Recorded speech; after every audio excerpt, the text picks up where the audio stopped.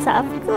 Hari ni saya nak masak sup daging pedas Thailand, iaitu tom sap daging. Tom sap ni cara dia masak lebih kurang je macam kita masak singgang daging, tapi rasa dia tu ke arah tom yum macam tu. So mula-mula kita boleh sangaikan beras yang sudah dicuci, sangaikan sampailah golden brown macam ni. Lepas tu kita boleh tumbukkan beras sampailah hancur macam ni, dan kita boleh ketepikan dia untuk seketika.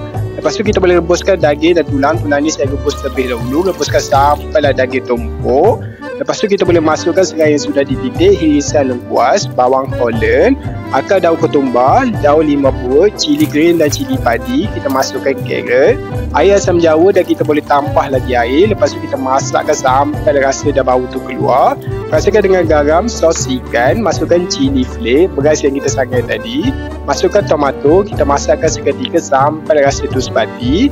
Akhir sekali kita boleh tutup api, taburkan irisan daun ketumbar, perahkan limau nipis sampai rasa masam tu sebati dengan kuah. Bila semua rasa dah balance, makanan siap untuk dihidangkan. Tom sap ni kalau makan dengan nasi memang ngam. Lagi-lagi time hujan, dia ada rasa masin, pedas, masam, memang refreshing dan sedap. Jom makan.